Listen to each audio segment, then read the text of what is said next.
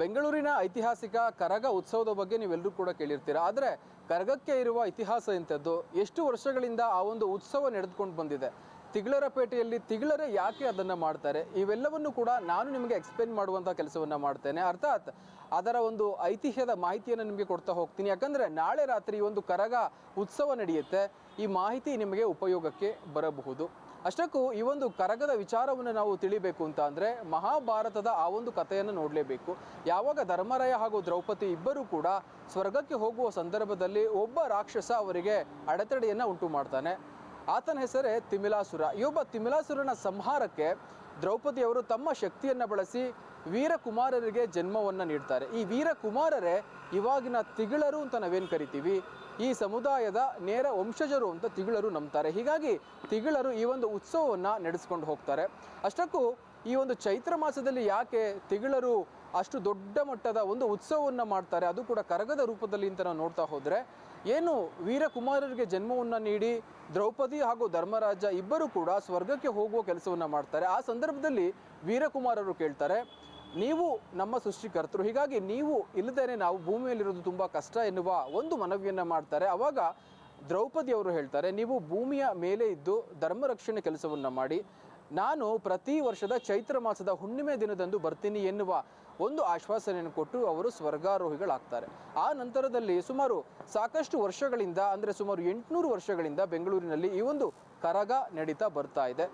ತದನಂತರದಲ್ಲಿ ಏನು ಈ ಒಂದು ತಿಗಳರಪೇಟೆಯಲ್ಲಿ ಅರ್ಚಕರೇನಿದ್ದಾರೆ ಅವರು ಮಹಿಳಾ ವೇಷವನ್ನು ಧರಿಸಿ ಯಾಕೆ ಕರಗವನ್ನು ಹೊರ್ತಾರೆ ಅಂತ ನಾವು ನೋಡ್ತಾ ಹೋಗೋದಾದರೆ, ದ್ರೌಪದಿಯವರ ಅಂದರೆ ದ್ರೌಪದಿಯನ್ನು ಅವರು ದೇವತೆ ಅಂತ ನಂಬ್ತಾರೆ, ಅವರ ಕುಲದೇವರು ಅಂತ ನಂಬ್ತಾರೆ. ಈ ಒಂದು ಹಿನ್ನೆಲೆಯಲ್ಲಿ ದ್ರೌಪದಿ ಅಮ್ಮನವರನ್ನು ನೆನೆಸ್ಕೊಂಡು ಅವರು ದ್ರೌಪದಿಯ ವೇಷಧಾರಿಣಿಯಾಗಿ ಅಲ್ಲಿನ ಅರ್ಚಕರು ತಲೆಯ ಮೇಲೆ ಮಲ್ಲಿಗೆ, ಅದೇ ರೀತಿ ಬೇರೆ ಬೇರೆ ಹೂಗಳಿರುವ ಒಂದು ಕರಗವನ್ನು ಹೊರ್ತಾರೆ. ಇದು ಒಂದು ಏನು ಸಾಕಷ್ಟು ಹಳೆಯದಾದಂತಹ ಸಂಪ್ರದಾಯ ಅಂತಲೇ ಹೇಳ್ಬೋದು.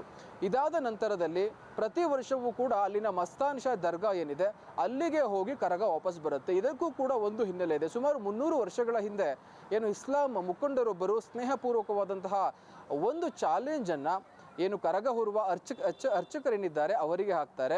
ಆ ಸಂದರ್ಭದಲ್ಲಿ ಅರ್ಚಕರು ಆ ಒಂದು ಚಾಲೆಂಜನ್ನು ಗೆದ್ದ ಒಂದು ಕಾರಣದಿಂದ ಪ್ರತಿ ವರ್ಷವೂ ಕೂಡ ಆ ಒಂದು ದರ್ಗಾಕ್ಕೆ ಹೋಗಿ ಕರಗ ವಾಪಸ್ ಬರುತ್ತೆ.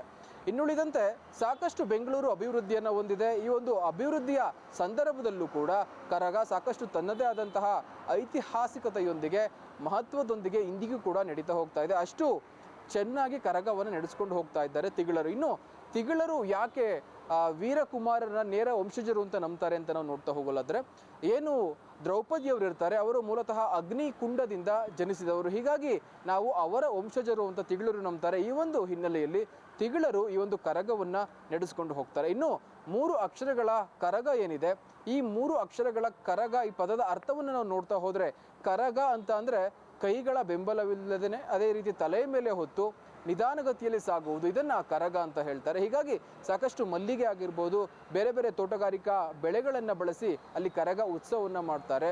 ಎಲ್ಲ ತೋಟಗಾರಿಕಾ ಬೆಳೆಗಳೇನಿದೆ ಅವೆಲ್ಲೂ ಕೂಡ ಚೆನ್ನಾಗಿ ಬರಲಿ ಎನ್ನುವ ದೃಷ್ಟಿಕೋನದಿಂದ ಅಲ್ಲಿ ಬೆಳೆಗಳನ್ನು ದೇವರಿಗೆ ಅರ್ಪಣೆಯನ್ನು ಮಾಡಿ ಕರಗ ಉತ್ಸವವನ್ನು ಸಾಕಷ್ಟು ವಿಜೃಂಭಣೆಯಿಂದ ನಡೆಸ್ಕೊಂಡು ಹೋಗ್ತಾರೆ. ಅದೇ ರೀತಿ ನೀವು ಕೂಡ ಕರಗ ಉತ್ಸವವನ್ನು ನೋಡಬೇಕು ಅಂತ ಅಂದರೆ ಖಂಡಿತವಾಗಿಯೂ ನಾಳೆ ರಾತ್ರಿ ಬೆಂಗಳೂರಿನಲ್ಲಿ ಅಂದರೆ ತಿಗಳರಪೇಟೆಯಲ್ಲಿ ಸಾಕಷ್ಟು ವಿಜೃಂಭಣೆಯಿಂದ ಕರಗದ ಉತ್ಸವ ನಡೆಯುತ್ತೆ. ನೀವು ಕೂಡ ಮಧ್ಯರಾತ್ರಿ 12 ಗಂಟೆಯಿಂದ 5 ಗಂಟೆ ಸಂದರ್ಭದಲ್ಲಿ ಆಗಿದ್ದೇ ಆದರೆ ಖಂಡಿತವಾಗಿಯೂ ಕರಗದ ವಿಜೃಂಭಣೆಯನ್ನು ನೀವು ಕಣ್ತುಂಬಿಕೊಳ್ಳಬಹುದು. ಇದು ಏನು ಕರಗಕ್ಕೆ ಇರುವ ಒಂದು ಚಿಕ್ಕ ಪುಟ್ಟ ಮಾಹಿತಿ ಅಥವಾ ವಿಚಾರ. ಈ ಮಾಹಿತಿ ನಿಮಗೆ ಇಷ್ಟವಾಯಿತು ಅಂತ ತಿಳ್ಕೊತೀನಿ. ನೋಡ್ತಾ ಇರಿ guarantee news. Camera person Pradeep ಜೊತೆ ಗಿರೀಶ್, ಗ್ಯಾರಂಟಿ ನ್ಯೂಸ್, ಬೆಂಗಳೂರು.